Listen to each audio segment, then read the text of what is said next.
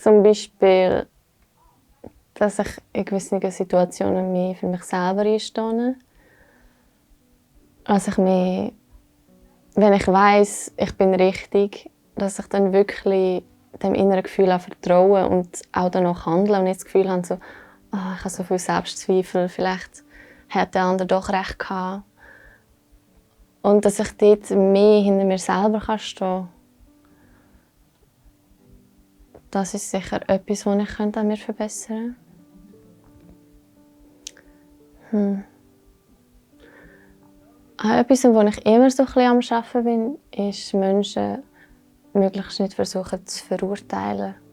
Weil das machen wir so schnell automatisch, dass man irgendjemanden sieht und dann automatisch, ich habe gerade diesen Gedanken gehabt. Und ich finde, man sollte viel mehr in das hineingehen, dass man jemanden einfach nur beobachtet und ihn analysiert, ohne zu werten.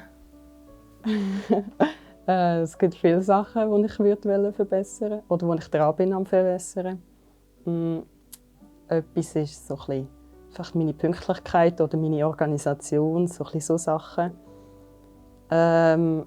Oft denke ich manchmal auch so, wenn ich ein Gespräch mit jemandem geführt habe, im Nachhinein so, Scheiße, das hätte ich jetzt nicht sagen oder das hätte ich anders sagen. So ein bisschen das Zwischenmenschliche, dass ich so ein bisschen besser lerne, mit Gefühlen von Menschen umzugehen und so ein bisschen auf andere Menschen mehr eingehen.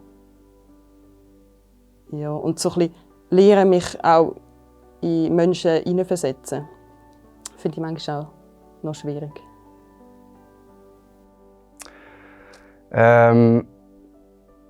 Ich bin mir schon meiner Schwächen bewusst. Das ist schon mal der erste Schritt zur Problemlösung, dass man das Problem einsieht. Aber ich glaube, jedem ist bekannt, dass es nicht einfach ist, seine Persönlichkeit oder seine Meinungen einfach so mal anzupassen.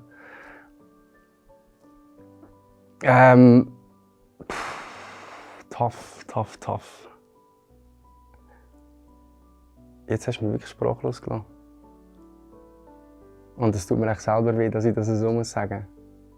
Aber ich bräuchte fast mehr Zeit, um dir eine Antwort zu geben.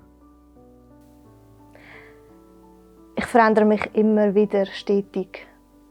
Und ich kann nicht sagen, das will ich an mir verändern, weil ich immer wieder jedes Mal begeistert bin oder auch manchmal ein bisschen, hey, jetzt habe ich wieder eine Veränderung gesehen oder gemerkt und das ist immer wieder schön, weil das ist auch eine Art von sich machen, Veränderung sehen. Ich glaube nicht, dass ich mich möchte etwas verändern, weil du veränderst dich immer wieder. Dass ich in gewissen Situationen echt extrem zickig sein kann. Und ich vielleicht manchmal, wenn ich so ein bisschen müde bin und ich heimkomme, das an anderen Leuten rauslasse, die eigentlich absolut nichts dafür können. Und ja, dass ich das vielleicht nicht an ihnen rauslassen sollte.